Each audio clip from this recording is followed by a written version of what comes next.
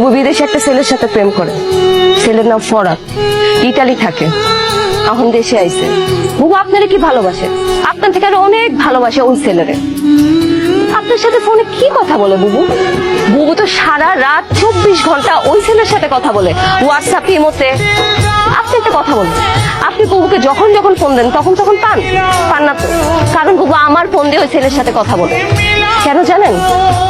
কারণ আপনি যেন অ্যানাদার কল ওয়েটিং এ না পান। আমার বুবু এখন কই আপনি জানেন? ওই ছেলের সাথে দেখা করতে একটা হোটেলে গেছে। আমার পাখি আমার হাতি ধরতে দেয় না, আবার আরেক বেটার লোকে আরেক হোটেলে যাইবো? না না, আমি এসব বিশ্বাস করি না। বুবু যে আপনার হাত ধরতে দেয় না, এটাও বুবুর একটা অভিনয়। বুবু আপনার হাত ধরতে দেয় না, কিন্তু ওই ছেলের সাথে একটা হোটেলে। আমার বুবু তো, আমি এর থেকে আর বেশি কিছু বলতে চাই না। ওই ছেলে বুবুরে ছবি পাঠাইছে, আমার ফোন দিয়ে মেসেজ করে দেখেন। আপনি যেন আমি এখনো আমার বুবুকে ফোন দিতে পারি, সে তো ওই ছেলের সাথে হোটেলে আছে। কি অবস্থা? কই তুই?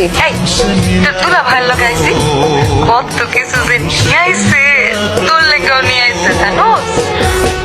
বাহ, ভালো তো। ভিডিও কল দিব। এই দেখ কত কিছু নিয়ে আইছে, দেখ দেখ দেখ। তুই যে মিজান ভাইয়ের সাথে এগুলো করছিস, তো একদম কাজটা ঠিক করিস নাই। মিজান ভাই খুব কষ্ট পাবে যদি এগুলো জানে। মিজান ভাই একটা ভদ্র মানুষ, সহজ সরল মানুষ, তার মনটা এত ভালো। তুই কেন মিজান ভাইকে ঠকাইলি? কোনটা ঠিক আর কোনটা বেঠিক ওইটা আমি খুব ভালো করে বুঝি। আকি তোর আমার এগুলো বুঝানো লাগবো না, আমার নিজের ভালো আমি নিজে বুঝি। মিজান ভাই, আপনার কি অবস্থা? আপনি কি সারাত বাড়িতে যান নাই?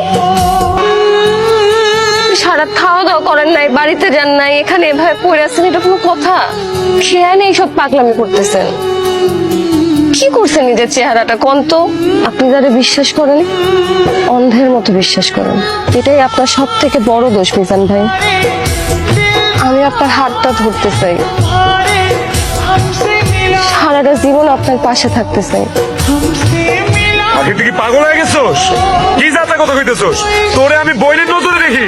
মিজান ভাই, তুই যা কইতেছোস সেটা আমার পক্ষে সম্ভব না। আমি আপনার বিয়ে করতে চাই। তুমি এইখানে বসে আছো? হ্যাঁ, তাই আমি যে তোমারে পাগলের মতো খুঁজতাছি সেই দিকে তোমার কোনো খেয়াল আছে? গতকাল রাত থেকে আমি তোমারে কতবার ফোন দিছি, তুমি দেখো তো, একটাবারও তুমি আমার ফোন ধরো নাই। তুমি কি মনে করছো তুমি এরকম লুকায় থাকবা আর আমি তোমারে খুঁজে বাইর করতে পারবো না? তুমি আসলে আমার কোনো খোঁজ খবরই রাখো না এখন আর। আমি কি করতেছি, কই আছি, তোমার জানার কোনো ইচ্ছাই নাই। গতকালকে আমি সারাদিন কই ছিলাম, কি করতেছিলাম, কোনো খোঁজ খবর নিছো তুমি আমার? একটাবার খোঁজ নিছো? তোমার লগে যে আমার দেখা করার কথা ছিল, আমি কেন আসতে পারি নাই, কই ছিলাম, সেটা জানার একটাবার চেষ্টা করছো তুমি? আমার তো সর্বনাশ হয়ে গেছে রে, আমার তো সবকিছু শেষ হয়ে গেছে, সব ধ্বংস হয়ে গেছে, আমার আগে সব শেষ হয়ে গেছে, সব ধ্বংস হয়ে গেছে। কি হয়েছে গো? ফরহাদ আছে না, ফরহাদ, ও তুমি ভাই তো আকি, ওর দুটা বাচ্চাও আছে, ওর বউ আর ওর মধ্যে মিলমিশ হয়ে গেছে। এখন দুইজনে আমার মধ্যে খালি গালাজ করছে।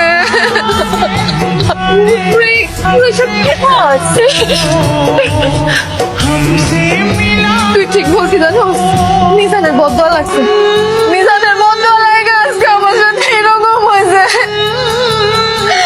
আমি কি করব? মিজান তো আমার ফোন ধরতেছে না। তুই মিজানের ফোন দে না, দে না। বুবু, আমি মিজানের ফোন দিতে পারবো না। আরে তোর বোন বিপদে পড়ছে, তুই তোর বোনের পাশে থাকবি না? হ্যাঁ, নির্মিশ করে দিবি না? বুবু, আমি আমার মিজানের ফোন দিতে পারবো না। হ্যাঁ, এই, কি করলি তুই? তোর মিজান মানে আমি কি ভুল শুনছি? আবার কত আবার কত? তাই আকি কি? বুবু, তুমি যা শুনছো ঠিকই শুনছো। আমি আমার মিজানের ফোন দিতে পারবো না।